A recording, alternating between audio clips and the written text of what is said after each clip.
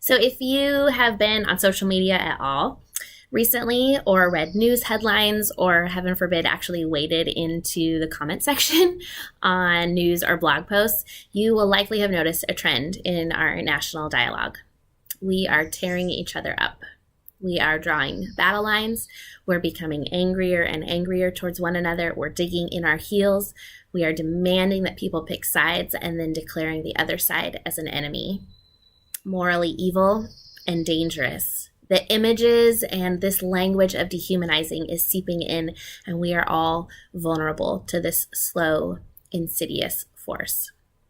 So now the question becomes, how do we recognize it? And how do we stop it when we see it? How do we develop the courage to stay kind, to stay soft and humble, to be aware and diligent? In my opinion, the best way to stay aware and diligent to what is going on around us is to begin cultivating an inner awareness. What is going on inside me? Each of us has a persona, an outward social expression, a personality, or an ego. And each of us also has a deep inner hidden part of ourselves that is often repressed so that we can keep up this persona, our idealized persona. This piece of ourselves, it protects us, but it also scares us because it is not the carefully cultivated personality. The shadow is everything we don't want others to know about us. It is everything we don't want to know about ourselves. And I've spent the last year uncovering my shadow, uncovering this hidden piece of myself, beginning the process of bringing it to light and embracing it and learning from it. And I anticipate this will be a lifelong journey of self-awareness. But it is in this work that I have stood in the light of God's grace. I have begun to accept things as they are instead of how I want them to be. I have glimpsed the depth of my own darkness. I have been confronted with my own imperfection, allowing me to more easily accept and bring grace to the imperfections of others. But here's a warning. If you are going to attempt a similar journey, which I highly recommend as a way to stay kind in this harsh world, there is danger in journeying into your darkness. William A. Miller warns, only he who is substantially conscious of the light should journey into his darkness. For the darkness will convict him and seek to destroy him, and only the light can save him. So some spiritual practices that may help you as they have helped me. The first is centering prayer. Cynthia Bourgeault describes this method of prayer as simply a wordless, trusting opening of the self to the divine presence. We follow the model of Jesus of letting go, of quieting both the external world and this internal one. 20 minutes a day, each day, quieting, returning to a word. For me, it has been surrender.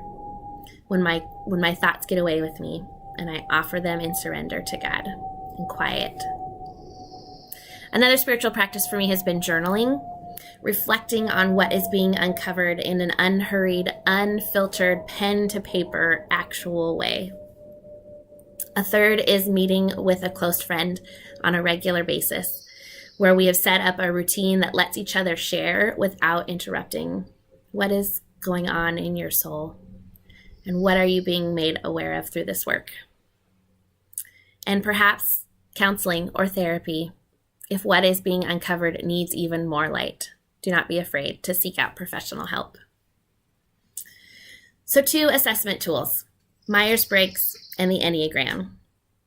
Myers-Briggs is an assessment tool that helps us understand our personalities better. As an INFJ myself, it shows me how I interact with my world, how I make decisions. It's my personality. But this typing method also shows me a clearer picture of my shadow, of what is hidden. The place where my unconscious is revealed when my carefully constructed persona is under threat. Myers-Briggs shows me those stress triggers based on my personality and also how my shadow responds. This moment of realization, why did I act that way? That was completely out of character. That's my shadow taking over. And awareness allows me to shorten the time between when I react and when I realize I have reacted, hopefully lessening the impact. For example, I'm normally a very organized, responsible person, but under stress, I want to tune out the world, sit on my couch, and binge watch Netflix for hours. And of course, when I come to and realize what I have done, then I am shaming myself for that action. And I am even more stressed out because now my time to accomplish tasks has been even lessened. But with awareness, I can recognize when that binge watching behavior or even the temptation to do so begins, and I can address my stress in healthier ways. Myers-Briggs has also encouraged me to engage my inferior function, to grow comfortable using pieces of me that may not seem as easily comfortable, so that those will have less control over me in moments of stress. So using my senses in prayer, like going for walks outside, or developing hobbies like gardening or cooking that use my senses.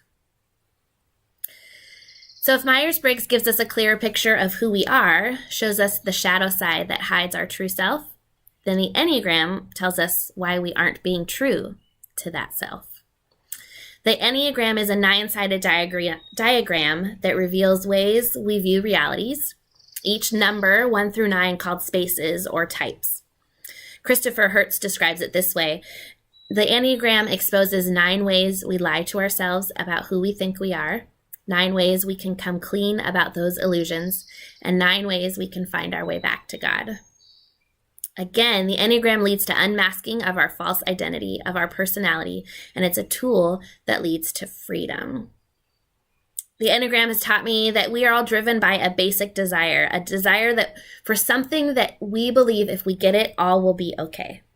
So for me, as a 3, that desire is to feel valuable.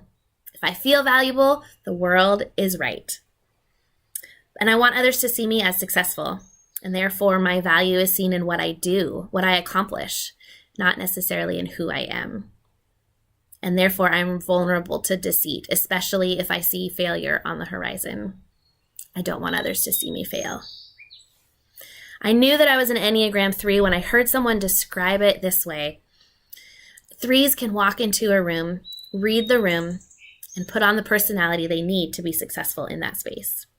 And I knew that I had this chameleon type personality. It was a painful and shameful discovery about myself, but it also led to freedom. The freedom to have courage to come into a space and be who I really am. When 3s are willing to risk losing the approval of others to follow their own heart, they can become the outstanding individuals they have always wished to be. This is the 3 I want to be. So if everyone has an outward personality and an inner true self, we have developed unconscious and conscious ways to protect this true self. As I become more aware of my fragile and precious true self, I realize that those around me have their own selves that they are protecting, that they have built personalities around protecting. So when someone lashes out in anger or says something snarky or hurtful or tries to put me in a box and make me choose a side, I just smile to myself and know they haven't done the work. It's okay. They are trying to protect their true selves. And I don't have to walk into the fight they are inviting me into. Instead, I can bring compassion and peace. And the work for myself and my own self-awareness will continue.